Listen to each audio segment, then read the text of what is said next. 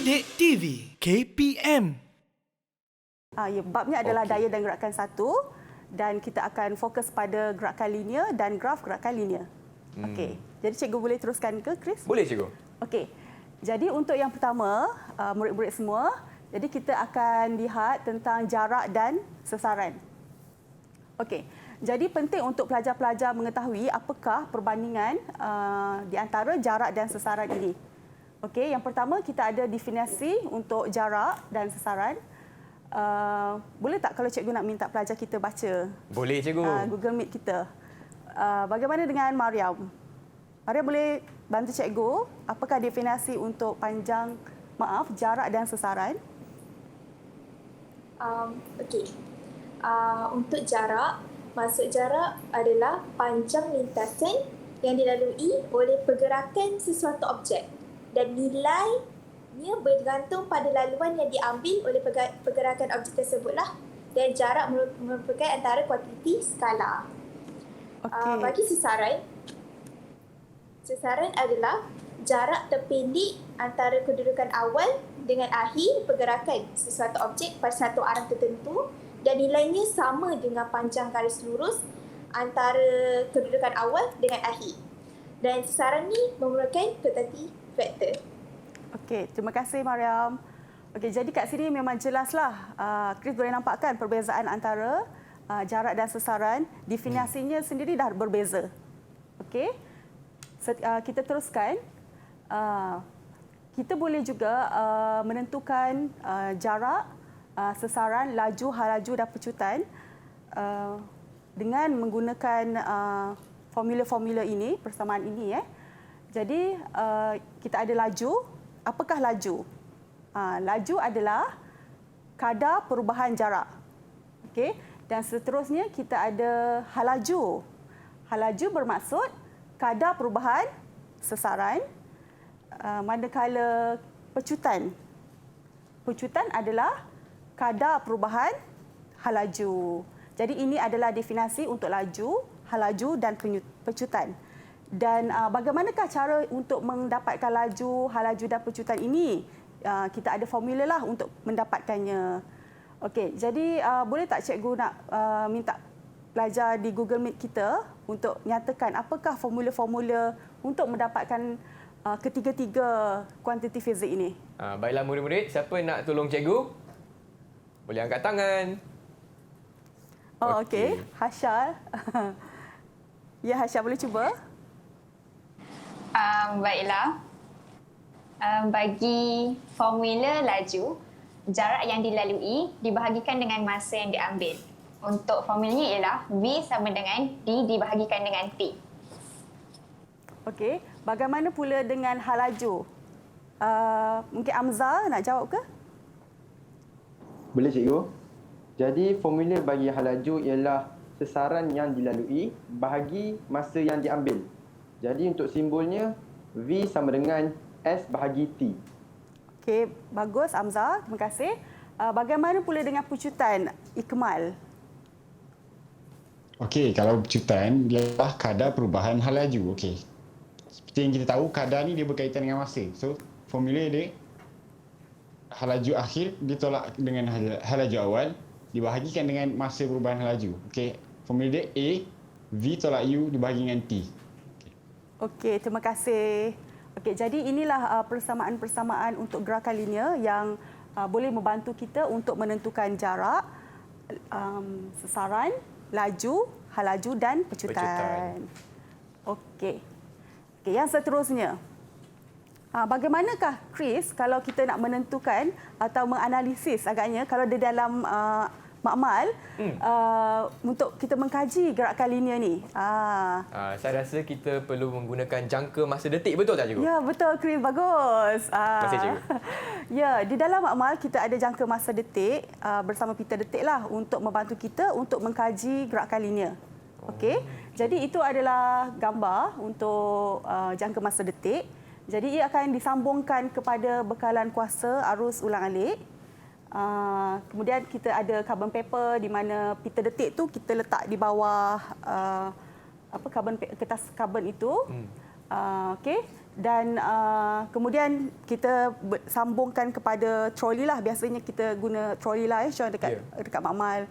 Dipasang, kemudian troli itu akan turunlah landasan. Jadi troli itu akan menariklah pita detik kita. Okey. Jadi dia akan bergetar dan dia akan menghasilkan, kalau Chris nampak kat situ dia ada apa tu kat pita detik tu. Macam titik-titik je. Ada detik ni cikgu? Ada titik-titik tu kan. Titik-titik tu kan. Titik-titik itulah yang membantu kita untuk menganalisis gerakan linear. Okey. Jadi jangka masa detik ini dikendalikan oleh arus ulang-alik berfrekuensi 50 Hz dan ia mampu membuat 50 titik dalam masa 1 saat pada pita detik.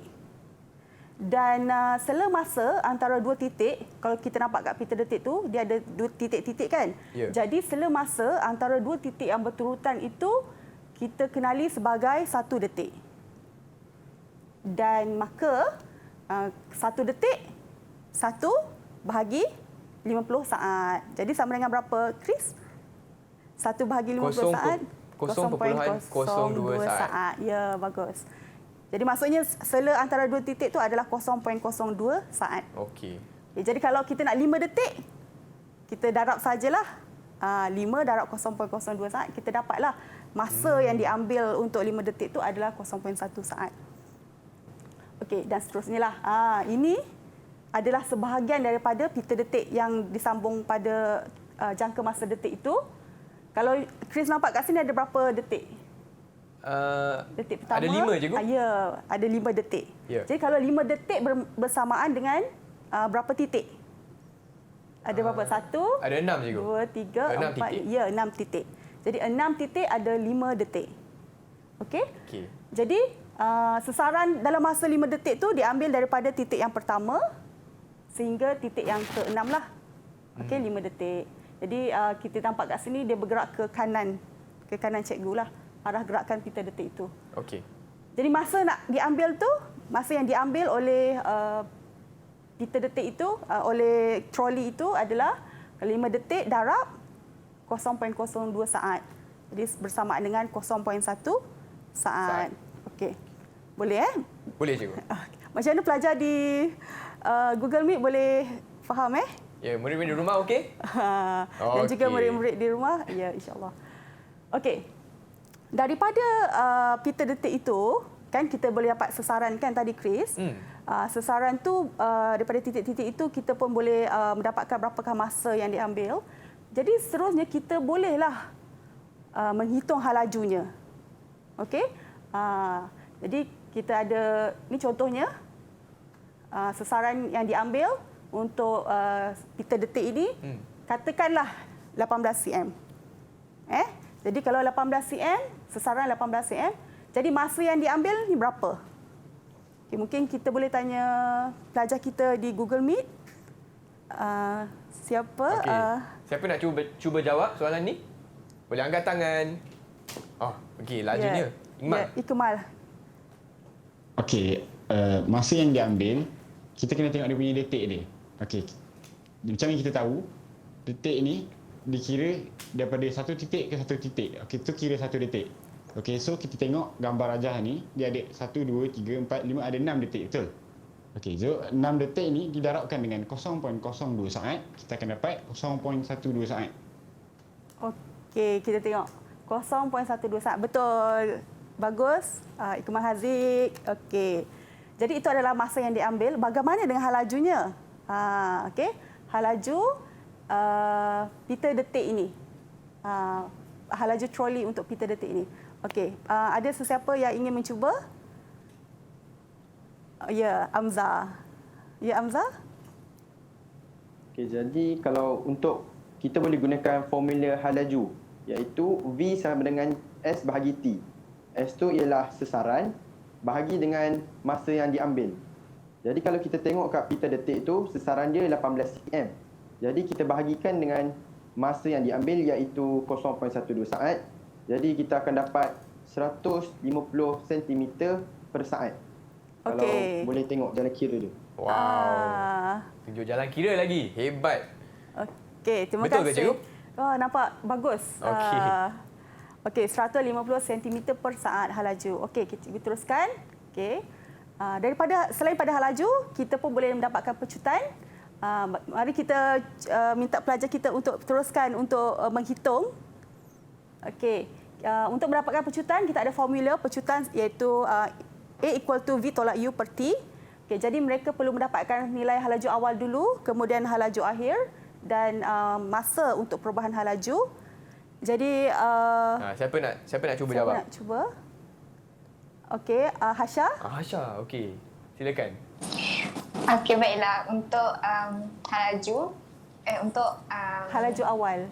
pecutan halaju awal 1.2 cm dibahagikan dengan 0.02 saat. Jadi kita dapat 60 cm per saat. Okey, terima kasih Hasha. Bagaimana pula dengan halaju akhir? Mariam dah siap ke buat? Sudah, cikgu. Boleh tunjukkan ke jalan kerja Mariam?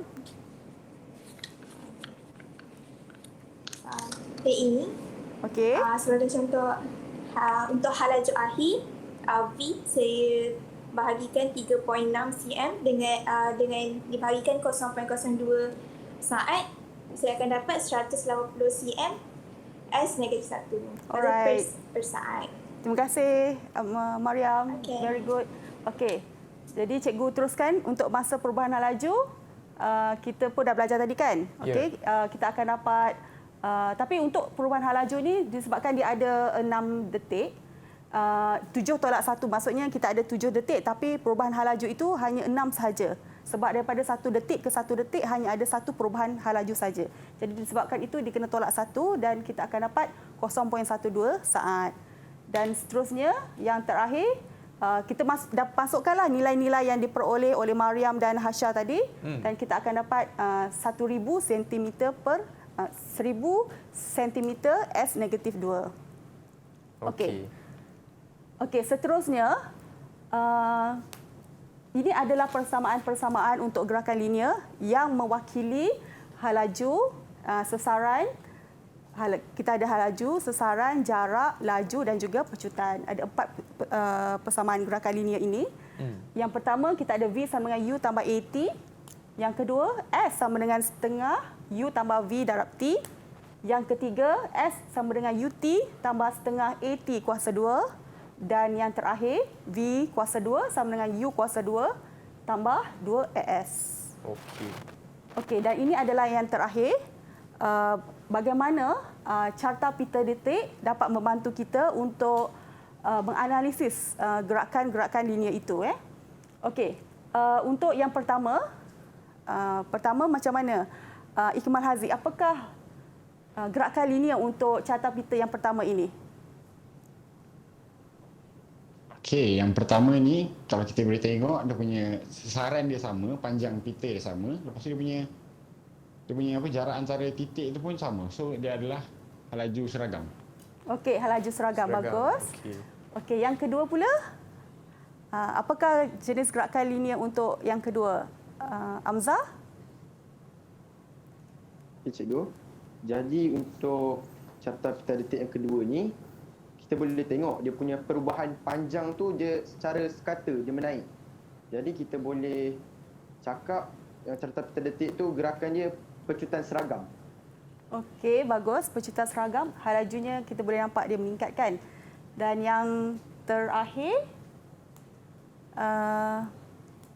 Hasha, macam mana?